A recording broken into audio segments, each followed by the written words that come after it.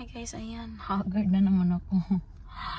Gagaling ko lang kumembot. Nandito ako sa may parking lot kasi bibili ako. Nag-crave ako ng Korean fried chicken. So, andito. Merong malapit dito sa bahay. Sarap lang ng Shoppers na binibilan ko. Pakita ko sa inyo.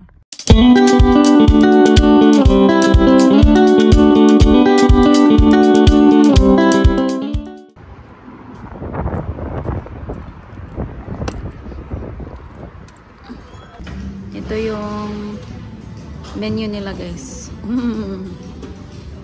Itong kukunin ko, soy garlic. And then itong secret sauce. Ayun guys, naghihintay na lang ako ng aking order. Hindi na ako magre-record dito kasi makaka-copyright tayo sa background music. Ayan guys, tapos na ang order ko. Mga half an hour din ako doon. Chicken, naghintay ng order ko. Ang hangin sa labas. Anuhin ko sana. Dalhin ko sa mag-walking sana kami ni Daisy sa labas after lunch. Kasi hindi masyadong malamig. Kaso sobrang hangin naman. Baka maano pa yung sakon niya. Oh my God. So ang in-order ko guys. Ang in-order ko is honey garlic. Gusto ko sana ng dalawa kaso mahal kasi ang isang order, $24. Tapos hindi siya pwedeng hindi siya pwedeng i-half-half. Uy, pwede pala ko dito. Mahal ang order tapos hindi pwedeng per order, $24 per order. Pero hindi pwedeng i-half-half. So sabi ng babae, kasi pag dalawang orderin ko masyado ng marami, baka hindi maubos. Tapos sabi nung babae, oh, you can daw. I can give you the extra sauce on the side. So yun, na lang ako ng extra sauce. Tapos binigyan niya ako ng free pickled radish. Ayun guys, ito yung packaging nila. Tapos ito yung extra secret sauce na hiningi ko, tsaka yung pickled radish. Siyempre, paparisan natin ng pickled na cucumber yung ginawa ko, yung ating pineapple juice. Buksan na natin guys. Oh my God, sobrang bango, promise. Paano ba ito buksan? Nandito pala yun. Ang hirap buksan guys. Wait lang. Ito. Dito na.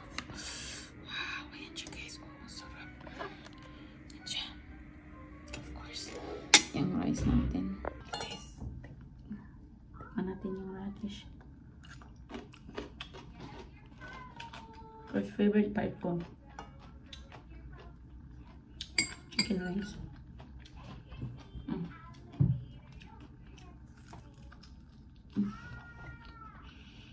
Oh my God.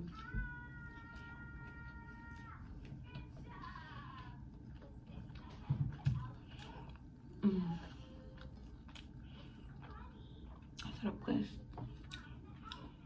Yung chicken, yung sauce na itong chicken na coated na soy garlic. Ito yung favorite ko, soy garlic. Tapos yung second favorite ko sa kanila is yung secret sauce.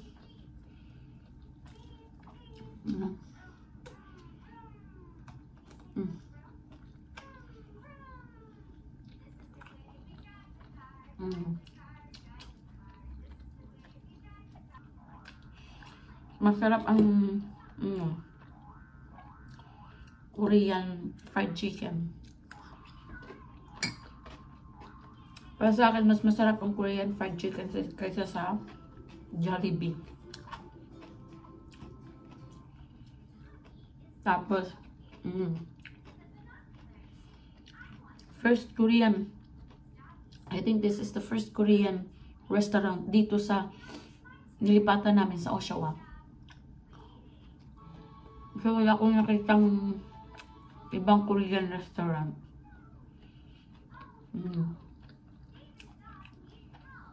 Wala sila sa Pilipinas, guys. Kasi sa box nila, oh, ito yung mga location ng restaurants daw nila. Wala sa Pilipinas.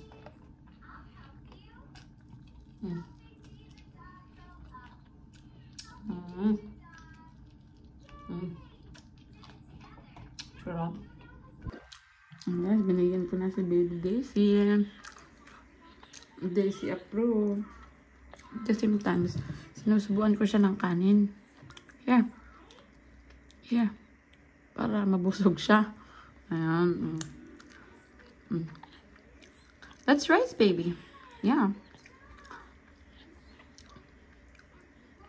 Wala pang ngipin si Baby Daisy, guys. Magti 10 months na siya, pero wala pa siyang ngipin.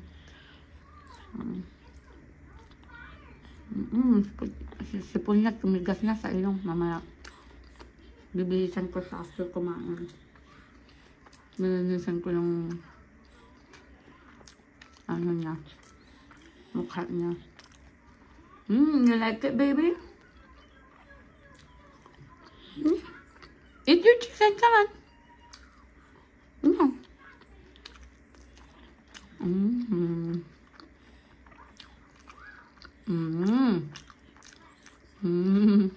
Guys, kakagising lang namin ni Daisy. Buong hapon kaming natulog. Kasi nga, diba kagabi, 7:30 kami tulog na. Tapos gumising siya ng mga 10. Alam niyo bang kung anong oras na siya natulog? Ulit. 2:00 ng madaling araw. Kaya sobrang antok ko talaga today. Kaya bahala na, maghapon natulog kami.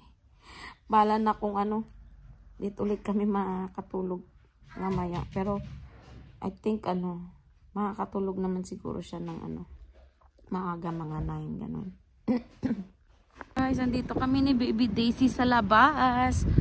Dito na kami sa parkingan ng Asian Supermarket. Hindi ako makapag-record sa car kasi iyak siya ng iyak. Siya lang kasi mag-isa sa likod. So, ayan, nag-crave kasi ako ng laukoy, guys. Bisaya, ang tawag sa amin, laukoy. Sa Ilonggo, laswa. Tapos, I think sa Ilocano, diningding ang tawag. So, dito na kami. Ayan. Malit lang siya na supermarket, Asian supermarket. Mga 4 to 5 minutes ito sa bahay. Hi everyone!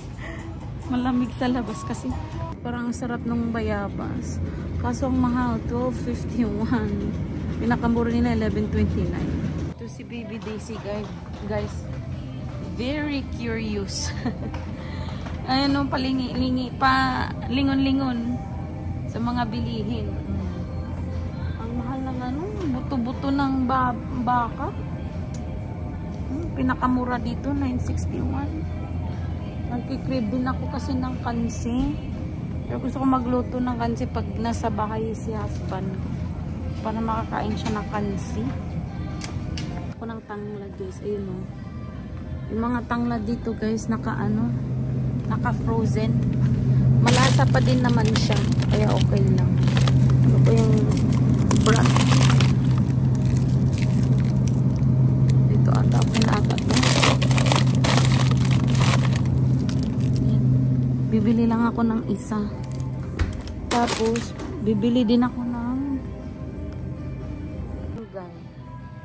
Saan ko ba mahahanap yung malunggay na yan? Yung malunggay din dito, guys. May frozen din. May hindi din frozen, pero minsan lang mabibili yung hindi frozen. Usually frozen siya. Ang mahal. Pero kailang bili lang ako ng isa. Ito, ayan. Horseradish, dahon ng malunggay, naka-frozen. Filipino frozen goods din dito. Guys, tingnan nyo, yung Tender Juicy Nato, longganisa, ayan. Miss ko talagang guys, hindi longganisa, nung tawag niya yung bilog, yung Cebu, ay sa Bisaya yung bilog. Hindi longganisa ang tawag yan. Kalimutan ko ang tawag. Yun ang namimiss ko talaga. Meron dito, parang they're trying to copy it, pero mas iba talagang lasa ng dun sa Pilipinas. Bili ulit ako ng kimchi, guys, kasi yung nabili kong kimchi dun sa isang grocery store, ano, sira. Kaya meron ito, maliit lang siya. Mat kimchi. 6.99. Ito na yung pinakamura. Pero okay lang. Kaya pala nag-sale siya nung pumunta kami kasi sira. So guys, yung ating lauoy or laswa, lalagyan natin ng anchovy para may umami flavor. Pero hindi ko siya iiwan dun sa sabaw. Ilalagay ko siya sa empty na tea bag. Tapos papakuluan lang natin siya. So ayan. Dahil ito siya kalit. Doon ko din to nabili sa grocery store, guys. May malaki din sila, may maliit. Ito na lang yung nilagay ko kasi I won't need much naman. So ilalagay lang natin tong ganyan. Sobrang liit, guys. Wait lang, masyadong napadami yung ating ano. Unti-untiin natin na yan. Para may umami flavor yung ating ano. Para may umami flavor ang ating ayan na naman yung ubo ko, guys. Nawawala, bumabalik, nawawala, bumabalik. Ayan. Punuin natin para mas malasa yung ating ating lauoy. Laswa kasi sa Ilonggo yan, guys. Kaya lagi kong nasasabi. Laswa. Yan, punuin lang natin tong bag na to. Itong tea bag na to, guys. Pwede mo siyang i-close kasi may package yan ganito. Parang punda ng unan. So, pwede mo na siyang hindi talian. Ayan. Para hindi lumabas yung mga ano. Ayan. Para hindi lumabas yung mga isda. Ayan. So, ayan. Tapos, ilagay na natin siya dyan. Papakuluan lang natin. So, habang hinihintay natin kumulo yan, hiwain na natin yung ating mga gulay. Kumukulo na siya. Hindi muna natin tatanggalin yung anchovy. Lagyan na natin yung ating luya. Kalahati ng white onion. Ay! Tsaka, dalawang, ano, tawag nito? Lemongrass. Tapos, papakuluin lang natin. Ayan guys, kulong-kulo na siya. Hindi ko pa tatanggalin yung ating anchovy. Mamaya na pag maluto na. So, unahin ko ang ating balatong. Kasi, gusto kong malambot siya para makain ni Baby Daisy. Ayan. So, ayan guys, ilalagay na natin the rest of our veggies. Yung malunggay, maya-maya na lang. Kasi Baby Daisy umiyak ko. Ilagay ko lang.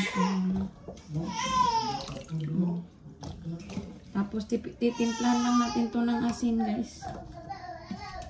Asin lang yung ititimplahan natin dito. Tsaka kaunting paminta. So, yung paminta.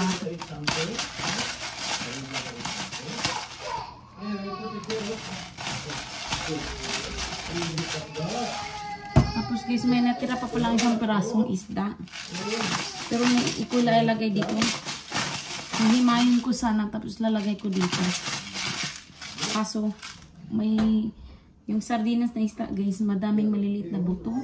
Baka mabigay ko kay Daisy kasi bibigyan ko siya ng sabaw eh. Tapos haluin lang natin.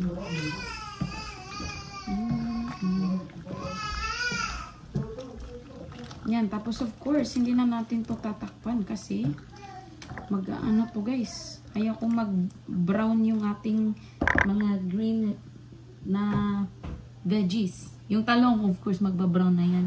And guys, ilalagay ko na yung matigas ng part ng sibuyas natin. Green onion. Tapos, ayan lang natin tong kumulo. Ayan. Pwede nang tatanggalin ko na yung ano guys. Maya na lang pag naluto na. Papalambutin natin yung ating gulay pero hindi yung ano durog yung kalabasa kasi ayoko yung gusto ko yung medyo nakakain pa yung kalabasa. So ayan. And syempre ang pares ng ating laswa. Alam niyo kung ano?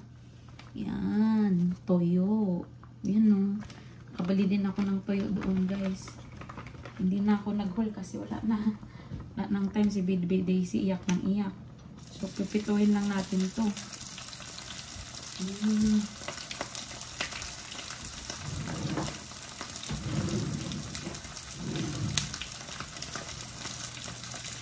Mabilis lang itong malutong tuyo, guys. Pituhin ko lang yung tuyo. Guys, kulo-kulo na siya. Lalagay ko na yung ating malunggay at the rest of the green onions. So, ayan. Itong mantika ng ating tuyo, guys. Ito yung pinagpituhan ko kahapon ng isda. Ng pitong sardinas. Buti na lang hindi ko natapon kasi magagamit ko pa pala today. So, ayan. Bilis na ako, guys. So, ayan, guys. Luto na to. Ayan. Taming malunggay yan. Inubos ko yung isang pack. So, ayan. Kukuha na ako ng sabaw tsaka gulay. Para kay Baby Daisy. Para lumamig. Kay Baby Daisy, guys. Umuusok pa. Ang gagawin ko, para mabilis siyang lumamig, nilalagay ko to sa freezer, guys, ng few minutes para mabilis lumamig at makakain siya agad. Palato. Ayan. At squash. Yung kulay yung nag-attract sa kanya. Yung kulay. I forgot to get you spoon, baby.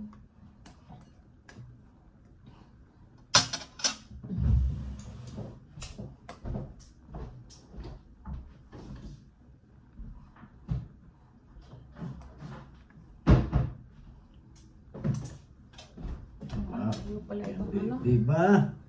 Yung sabaw. Okay pala yung baby ba?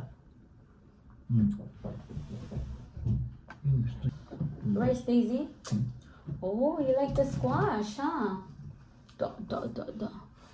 You like the squash? Okay, right. Try the rice. Wow. Okay, I'll give you more squash. Kala maday ka glaswa, baby. Malaki na. Buhay pala ito sa bukid. Mabuhay yan siya. Aming Baby Daisy, mabubuhay sa bukid, guys.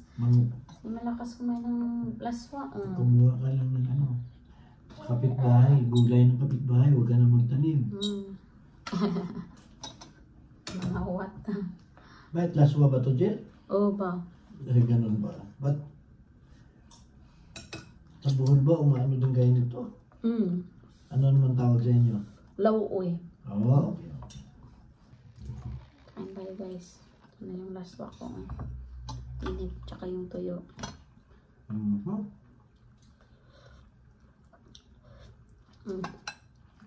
Enjoy niya si Balatong. Beans.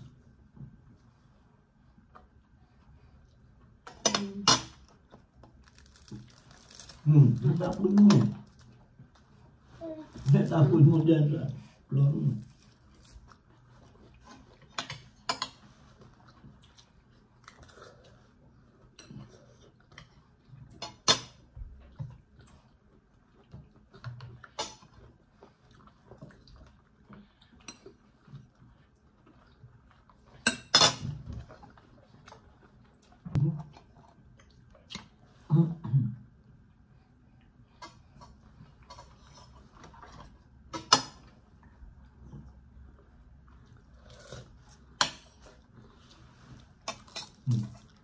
Malapit.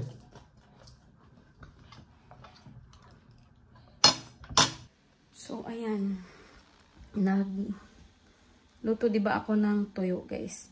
So, itong ginagawa ko para hindi matanggal agad yung yung amoy ng tuyo or ng isda pag nagpiprite ako or pag nagluluto ako ng medyo may amoy. Papakulo ako ng lavender. Itong lavender na to, kuha namin to ni husband tsaka ni Daisy nung summer. Nag-lavender picking kami tsaka strawberry picking. Pero itong pinagkuluan ko, reject na to. May naluto ako na nasunog. Pero kinip ko pa rin para sa purpose na to. Press sa dining area natin. May scented candle ako. Yung hindi pa kasi ako nag-start ng vlogging nung nag-picking kami ng strawberry tsaka lavender. Pero makikita mo yung videos, yung intro namin, yun yung time na nag-ano kami, picking. So, yun guys, kain tayo. Mangga na may bagoong. Dito lang ako kain sa sahig kasi grabe si Baby DC natin. Binigyan ko din siya ng mangga. Maoy guys, nagtantrum kanina. Hinayaan kong magtantrum. Ayan, medyo okay na siya. Ay, no baby. Binigyan ko siya ng mangga. Ayan, nakabihis na din siya. Para ready na for bedtime. Ayan. Yeah.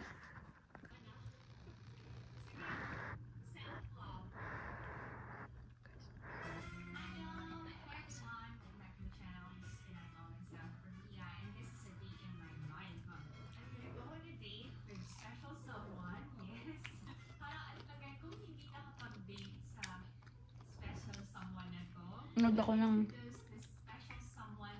YouTube. Pinay Mom in South Korea. Ito yung lagi kong pinapanood guys.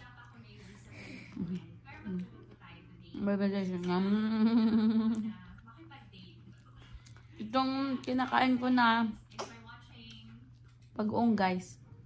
Barrio Fiesta yung brand niya. Masarap yung Barrio Fiesta na brand. Kung anong kinakain ko guys, binibigyan ko din si Baby Daisy natin. Tingnan nyo, enjoy na enjoy siya sa mangga. I think that is it for this video guys. Thank you so much for your support, and please don't forget to like, share, and subscribe. Bye bye.